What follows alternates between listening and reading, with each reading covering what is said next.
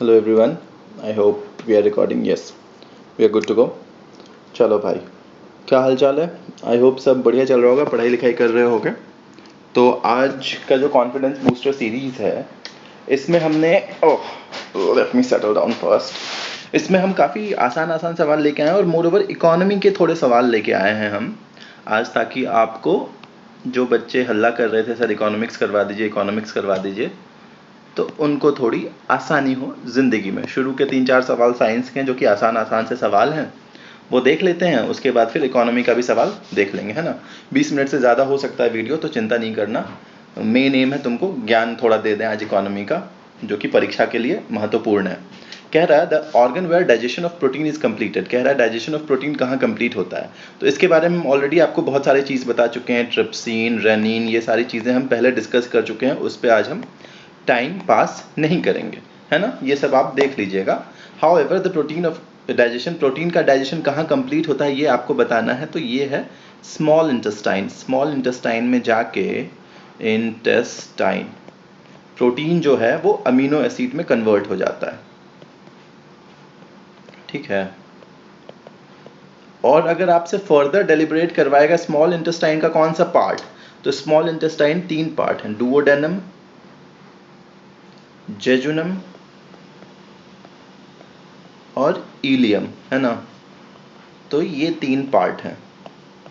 और अगर प्रिसाइजली पूछे कि कहाँ पे स्मॉल इंटेस्टाइन के कौन से पोर्शन में होता है, तो इलियम में होता है. ठीक है.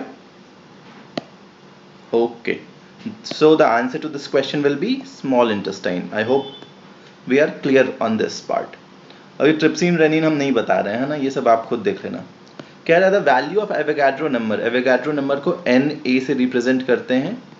6.023 into 10 to the power 23. This is the amount of substance in 1 मोल. 1 मोल में इतना ही होता है. अगर पूछे 1 मोल में कितने एटम्स होते हैं, तो द आंसर क्या हो जाएगा 6.023 into 10 to the power 23. ये किस चीज़ को आंसर तो ए हो गया, है ना. ये किस चीज़ को रिप्रेजेंट करता है, अगर अभी तक नहीं याद है तो भाई याद कर लीजिए प्लीज़, क्योंकि ये जब परीक्षा में आप देखेंगे कि ये वाला नंबर आपको दिख रहा है, तब आपको समझ में आएगा ये किस चीज़ को रिप्रेजेंट करता है. This is Planck's constant. क्या प्लैंक कांस्टेंट का कोई यूनिट होता है? हाँ, कमेंट करना क्या होता है. जूल पर सेकेंड होता है या जूल सेकेंड होता है, बताना. ठीक है, लिख ही दिए हैं बट आप भी बता दीजिएगा, सही रहेगा, देख लीजिएगा. तो ये क्या है 9.11 into 10 to the power -31 kg. ये नंबर देख के क्या चमक रहा है दिमाग में? Mass of electron. अगर नहीं चमक रहा है तो बॉस चमका लो जितना जल्दी हो सकता है. ठीक है. और जिनको हमारे ठीक है से दिक्कत है, कहीं और जाके देखिए जो अंग्रेजी बोलते हैं, क्योंकि हमको तो नहीं आता है भाई, और हम बिहारी हैं तो बिहारी टोन में बोलबे करेंगे. ठीक है. कमेंट करना है, करते रहिए, हमको कोई खास फर्क पड़ता नहीं है इन चीज़ों से. वैसे I can speak good English but let's not go there. The focal length of plane mirror is. See dear, बहुत आसान चीज़ पूछ रहे हैं. ये देखो, ये कोई मिरर है. मिरर कैसे बनता है ये सब तो बता चुके हैं ना भाई. इसको काट लो और फिर ये मिरर हो गया. जिस सरफेस को पॉलिश कर दो, ये पॉलिश कर दोगे तो कौन सा मिरर होगा, ये पॉलिश कर दो तो अलग टाइप का मिरर होगा. कनकेव, कन्वेक्स पता कर लो. अगर मान लो ये R है, इससे बड़ा सर्कल हमने ड्रॉ किया, ये R1 है, ये R2 है, तो देख रहे हो जैसे जैसे रेडियस बड़ा होते जा रहा है, और एक उससे भी बड़ा लो तो ये हो जाएगा R3 बड़ा हो जाएगा. तो सिमिलरली प्लेन मिरर जो है, प्लेन मिरर एक ऐसा सर्कल का पोर्शन कट किया हुआ है जिसका R टेंड्स टू इंफिनिटी. मतलब radius of curvature of plane mirror is what? Radius of curvature of plane mirror is infinity. और हम क्या जानते हैं, focal length is equal to radius of curvature by 2. तो अगर इंफिनिटी बाय 2 करोगे तो इंफिनिटी ही रहेगा. तो आंसर क्या हो जाएगा? इंफिनिटी. और इसी में कोई पूछ ले पावर वावर तो ठीक है, power is equal to 1/f कर देना, 1/इंफिनिटी, तो हो जाएगा 0. बहुत ज़्यादा कुछ इसमें है नहीं. ठीक है. अगला सवाल देखिए. कह रहा है bilirubin is a dash coloured pigment. Bilirubin एक येलो कलर का पिगमेंट है. बिलिरुबिन, बिलिरुबिन कहाँ पाया जाता है, कहाँ फॉर्म्ड होता है? liver में, if I am not wrong. Bilirubin is a yellow color pigment.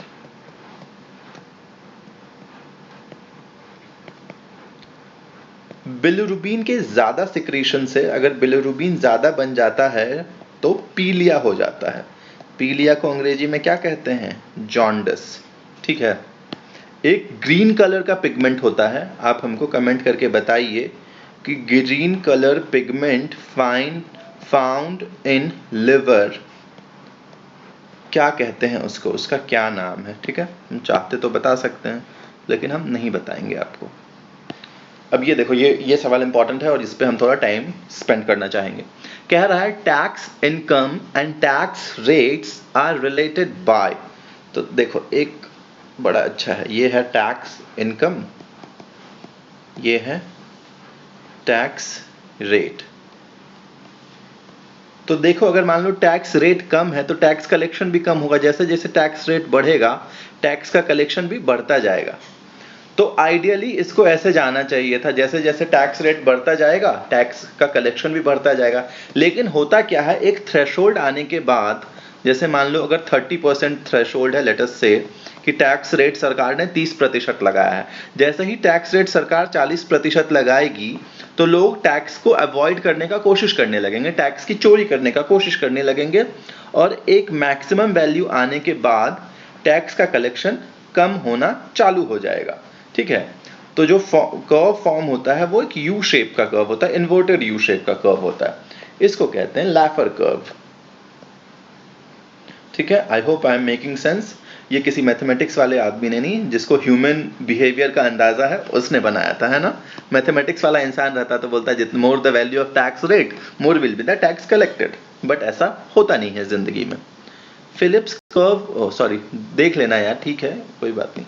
Phillips curve क्या होता है ये हम आपको नेक्स्ट क्लास में बताएंगे, या हो सकता है अगर आज टाइम परमिट करेगा तो आज भी बता सकते हैं। The answer to this question is what? Laffer curve. I am more interested today in discussing Lorentz curve as well as Gini coefficient.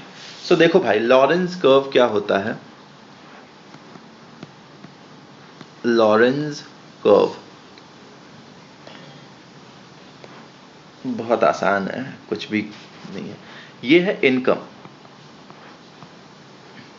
ये है population, percentage, population in percentage let us से। अगर मान लो ये 0% है, ये 100% है। ठीक है, आइडियल ये होना चाहिए था, ये लाइन है।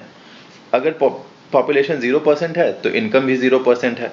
पॉपुलेशन 1 कुछ आगे बढ़ा तो इनकम भी आगे बढ़ा। पॉपुलेशन 50% पे आया तो इनकम भी 50% हुआ, है ना। पॉपुलेशन 50% पे आया, पॉपुलेशन 100% पे आया तो इनकम भी 100% हुआ। This is what, this is ideal nature of curve, यानी इसको बोलते हैं आइडियल इनकम डिस्ट्रीब्यूशन लाइन। ठीक है,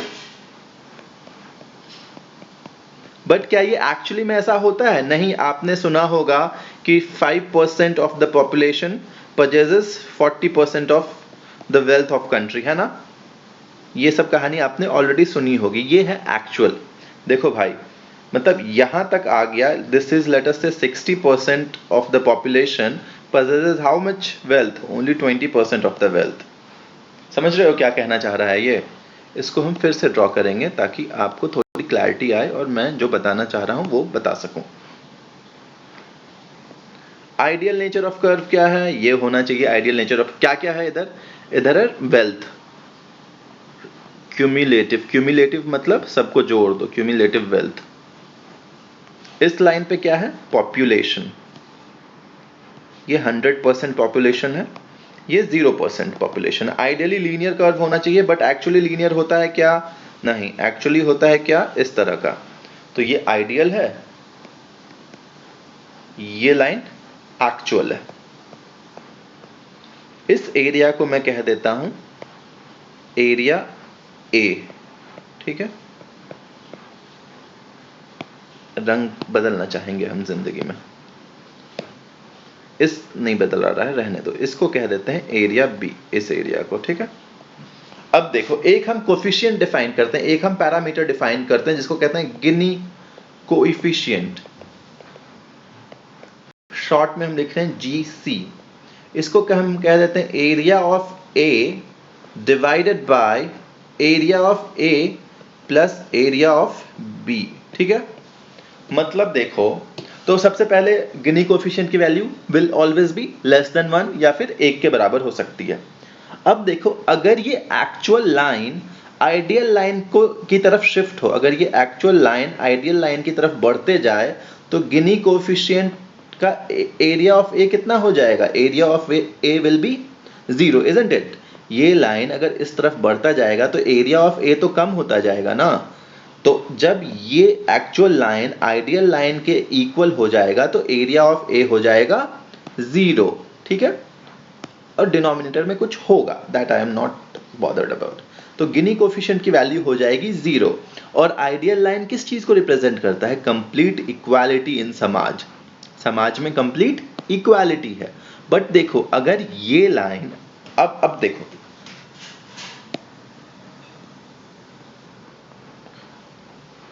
गिनी कोफिशिएंट की वैल्यू जब 0 है तो वो किस चीज को रिप्रेजेंट करता है? कंप्लीट इक्वालिटी को। याद रखिएगा इन चीजों को, ये सब परीक्षा में आएगा, फिर आप बोलिएगा ये सब कहाँ पढ़े हैं। सिमिलरली गिनी कोफिशिएंट की वैल्यू अगर 1 हो जाएगी तो वो रिप्रेजेंट करेगा कंप्लीट इनइक्वालिटी को। 1 कैसे होगी वो देख लेना, नहीं समझ में आएगा तो नेक्स्ट वीडियो में हम ले आएंगे, क्योंकि I have many more things to discuss and we are already less time we have, but ठीक है। सो गिनी कोफिशिएंट की वैल्यू रेंज कहाँ से कहाँ तक करेगी? 0 से 1 के बीच में। 0 रिप्रेजेंट करता है इक्वालिटी और 1 रिप्रेजेंट करता है कंप्लीट डिस्पैरिटी। ठीक है, या नॉन इक्वालिटी बोल दो। इक्वालिटी मतलब समानता और 1 मतलब नॉट सो समानता। ठीक है, इंडिया का गिनी कोफिशिएंट किस के अराउंड होवर करता है, मतलब किसके अराउंड घूमता फिरता रहता है? 0.49 की वैल्यू के अराउंड घूमता फिरता रहता है। ठीक है, अब देखो, कह रहा है union finance commission is related with the article. बहुत बार पढ़ चुके हो, कमेंट करना 226 कौन सा आर्टिकल है, रिट विट वाला है क्या, बता देना। 19 बताने की जरूरत नहीं है, 21 बताने की जरूरत नहीं है। अगर ये आपको नहीं आता है तो परीक्षा की तैयारी छोड़ दीजिए, घर में बैठिए, तो नहीं पास करिएगा। अगर 19 और 21 नहीं आता है तो नहीं पास करिएगा, खुला बोल रहे हैं। ठीक है, जाके बैठो घर में। जिनको तकलीफ हो रहा है हमारे बात से, मत देखो चैनल, क्योंकि पास करोगे नहीं, देखने का मतलब नहीं है, हमको भीड़ बढ़ाना नहीं है। तो union finance commission is related with article is dealt under article 280। Article deal करता है यूनियन फाइनेंस कमीशन को। ये इनका जो चेयरपर्सन है, appointed by whom? President. For how many years? For 5 years. कितने नंबर का अभी फाइनेंस कमीशन चल रहा है? 15वां फाइनेंस कमीशन चल रहा है। चेयरपर्सन कौन है? बिहार के हैं, एनके सिंह जी हैं। एनके सिंह जी के बारे में रोहित भाई बहुत बार चीख के आप लोगों को बता चुके हैं, हम नहीं बताएंगे। हम ज़्यादा चीज़ हम इसमें बताने में इंटरेस्टेड हैं। इस बार का जो फाइनेंस कमीशन है उसने 2 पार्ट में रिकमेंडेशन दिया है, 2020-21 1 साल के लिए और फिर 21 से 26 5 सालों के लिए। ठीक है, रिकमेंडेशंस क्या हैं? इंपॉर्टेंट रिकमेंडेशंस हम आपको बता देते हैं, जो हमारे हिसाब से लगता है कि आपको याद होनी चाहिए। Important recommendations of 15th finance commission हम चर्चा कर रहे हैं अभी। तो देखिए, सबसे पहला जो रिकमेंडेशन इंपॉर्टेंट है दैट इज, ये सबसे पहले तो फाइनेंस कमीशन करता क्या है? फाइनेंस कमीशन स्टेट और सेंटर के बीच का फाइनेंशियल रिलेशन डिराइव करता है। फाइनेंशियल रिलेशन डिराइव करता है। अब हम एक सवाल पूछेंगे, क्योंकि हम जानते हैं उसका आंसर, तो हम जानते हैं, लेकिन हम आपसे पूछना चाहेंगे, आप उसको कमेंट करिएगा। और अगर आपको इसकी क्लैरिटी है तो वेल एंड गुड, नहीं है तो क्लैरिटी ले आइएगा। क्या फाइनेंस कमीशन का रिकमेंडेशन गवर्नमेंट पे बाइंडिंग होता है क्या? ये आप हमको बताइएगा। जैसे फाइनेंस कमीशन ने जो रिकमेंड कर दिया, क्या ज़रूरी है सरकार उस चीज़ को मान ले? अमूमन मानती है, बट क्या सरकार बाध्य है उसको मानने के लिए? ये आप हमको कमेंट करके बताइएगा। अगर नहीं पता है तो प्लीज इस चीज को पता कर लीजिए। Now let us come back two important recommendation of 15th finance commission. 15th finance commission ने कहा है कि share of state in central taxes and duties, share of state in central taxes and duties should be 41%, plus 1% इन्होंने जम्मू कश्मीर और लद्दाख के लिए reserve करके रखा है, जो कि सेंटर ही होल्ड करेगा, वो स्टेट को नहीं दिया जाएगा, ये पैसा रहेगा सेंटर के पास ही, ठीक है। और ये 41% पैसा स्टेट में बांटा जाएगा। दूसरा चीज क्या कह रहे हैं ये, कि जो डेटा ले रहे हैं, पॉपुलेशन का जो डेटा ले रहे हैं, वो पहले 14th फाइनेंस कमीशन तक 1971 के सेंसस का डेटा लेते थे, बट अब इसको नहीं लेंगे, अब 2011 के सेंसस का डेटा ले रहे हैं, ठीक है। एक चीज और हम बताएंगे यार, जगह कम पड़ रहा है, ठीक है। तो अब बताओ, जैसे एक जिसने पढ़ा होगा उसने एक टर्म देखा होगा, इनकम डिस्टेंस। जैसे मान लो किस राज्य को कितना पैसा मिलेगा, उसमें एक इनकम डिस्टेंस जैसा पैरामीटर है जो कि सबसे ज्यादा वेटेज कैरी करता है।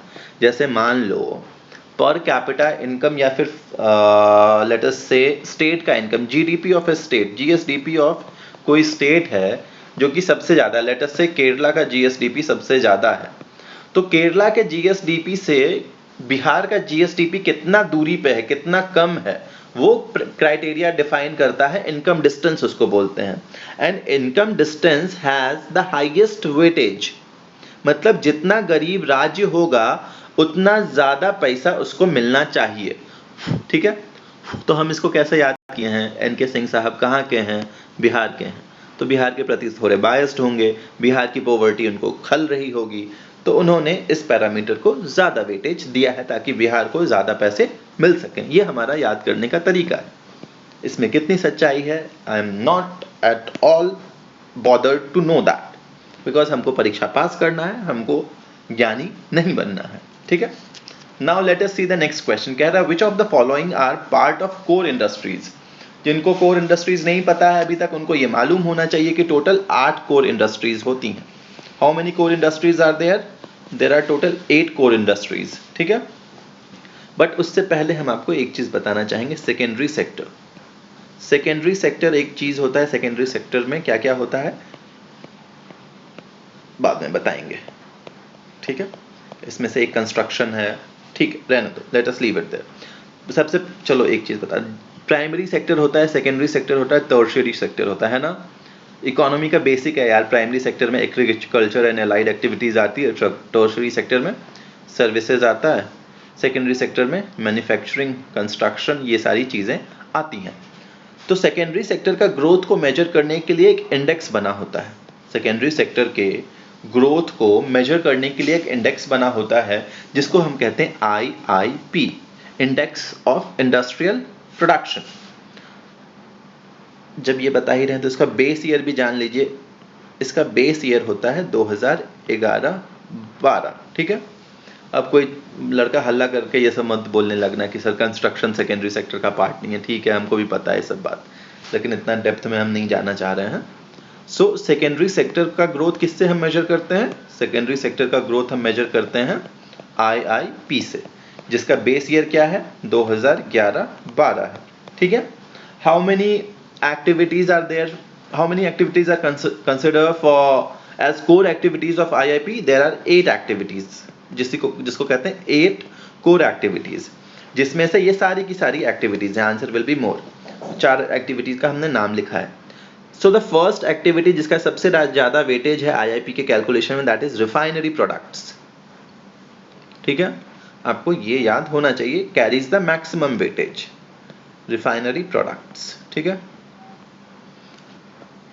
दूसरा क्या है? इलेक्ट्रिसिटी। अब हम रैंडम लिख रहे हैं, हम परसेंटेज के बेसिस पे नहीं लिख रहे हैं। तीसरा क्या होगा? स्टील होगा। चौथा क्या होगा? नेचुरल गैस होगा। आपको रिफाइनरी एक्टिविटी याद होना चाहिए। पांचवा क्या होगा? सीमेंट होगा। छठा क्रूड ऑयल होगा, फर्टिलाइजर्स भी आएगा मेरे ख्याल से, और कोल आएगा। 8 हो गया कोल, ठीक है। तो इसका आंसर आपको पता चल गया होगा अभी तक क्या है। Natural gas, cement, refinery product, electricity, सारी चीज हमने लिखा है। एंड द एक्टिविटी जिसका सबसे ज्यादा वेटेज है, मैक्सिमम वेटेज कैरी करता है, that activity is what? Refinery products. 28% करता है, जिनको डेटा से लगा हुआ है ले लीजिए 28%। बट ये पूछेगा नहीं, ये सब सिविल सर्विसेज में भी नहीं पूछता, तो आपसे क्या ही पूछ लेगा। आई होप हम टाइम पे खत्म कर रहे हैं, हाँ हो जाएगा। GDP deflator is a measure of, GDP deflator किस चीज का मेजर करके बताता है आपको? तो देखो भाई, ये सब हम बता चुके हैं, साइंस एक बार टेस्ट में भी हम पूछे थे आपसे। जीडीपी डिफ्लेटर जो है एक चीज है, उसको मेजर करता है। और जीडीपी डिफ्लेटर को कौन मेजर करता है? मॉस्पी। मॉस्पी का फुल फॉर्म हमको बताइए। मिनिस्ट्री ऑफ स्टैटिस्टिक्स होता है, क्या होता है बताना हमको, ठीक है। जीडीपी डिफ्लेटर इन्फ्लेशन को मेजर करता है। कैसे इन्फ्लेशन को मेजर करता है देख लेते हैं, आंसर हो जाएगा बी। अब बताओ जीडीपी डिफ्लेटर में यहाँ क्या आएगा? रियल जीडीपी यहाँ आना चाहिए हमारे हिसाब से, और यहाँ पे आना चाहिए नॉमिनल जीडीपी। अब बोलोगी आप कैसे याद किए हैं, हम आपको सब बता देते हैं हमने कैसे याद करके रखा हुआ है। जीडीपी डिफ्लेटर रिफ्लेक्ट करता है extent to which the increase in GDP, GDP deflator बताता है कि जीडीपी में जो बढ़ोतरी हुई है वो कितना इन्फ्लेशन की वजह से हुई है। मतलब जीडीपी की बढ़ोतरी अगर इन्फ्लेशन की वजह से हुई है तो जीडीपी डिफ्लेटर का वैल्यू बढ़ जाएगा, रादर देन एक्चुअल प्रोडक्शन। नहीं समझ में आया होगा, जो बच्चा सब पुराना वीडियो नहीं देखा है उनको कुछ नहीं समझ में आया होगा, तो उनको समझाने का जिम्मेदारी मेरा है क्या? फिर हम टाइम एक्स्ट्रा ले रहे हैं भाई, गाली मत देना, गाली दोगे हम लेंगे नहीं, वापस हो जाएगा। देखो 2020 में मान लो हमने 10 किताब बनाया, हमने मतलब बिहार ने 10 किताब बनाया और उसका रेट था 10 रुपया, तो हमारा जीडीपी हो गया 100 रुपया, ठीक है। 2021 में हमने 15 किताब बनाई, ठीक है, उसका दाम 10 रुपया रखा, तो हमारा कितना हो गया? 150 रुपया।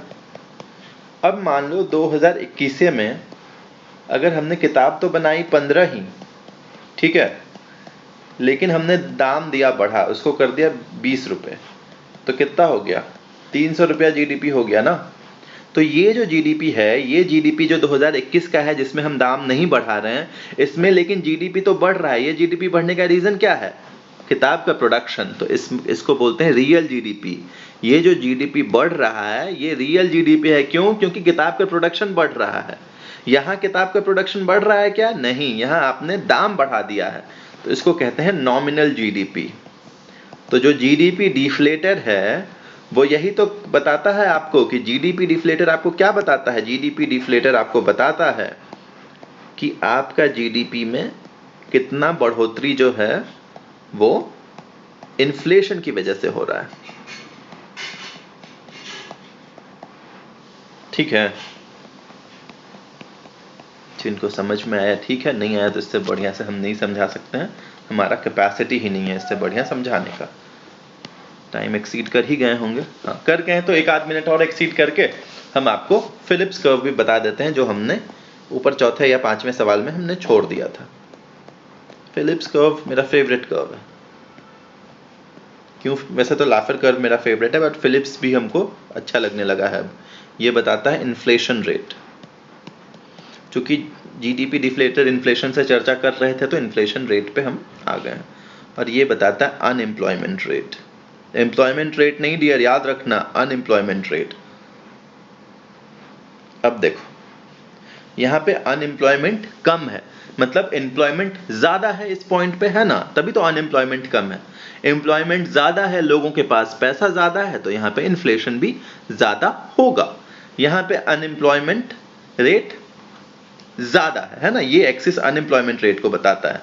तो यहाँ पे 2 होगा तो यहाँ पे 50 होगा, तो यहाँ पे अनएम्प्लॉयमेंट रेट ज्यादा है, मतलब एम्प्लॉयमेंट कम है। एम्प्लॉयमेंट कम है मतलब लोगों के पास पैसा कम है, तो इन्फ्लेशन भी कम होगा। तो फिलिप्स कर्व, फिलिप्स का आई ले लो इन्फ्लेशन, कर्व का यू ले लो अनएम्प्लॉयमेंट। अब तुमको यही सब यादें रहता है, तुमको कॉन्सेप्ट से मतलब है, तुमको खाली आंसर से मतलब है। तो लो फिलिप्स कर्व हो गया। देखते हैं ऊपर वाले कर्व्स में भी कुछ आएगा तो कर देंगे, अभी हाथों हाथ हमने पहले से किया तो है नहीं भाई। लॉरेंट्ज़ कर्व देखते हैं। लॉरेंज कर्व में कुछ हो रहा है, कुछ नहीं हो रहा, देख लेना यार, सब हम ही कर दें, तुम लोग क्या करोगे। चलो bye for the day, take care, है ना।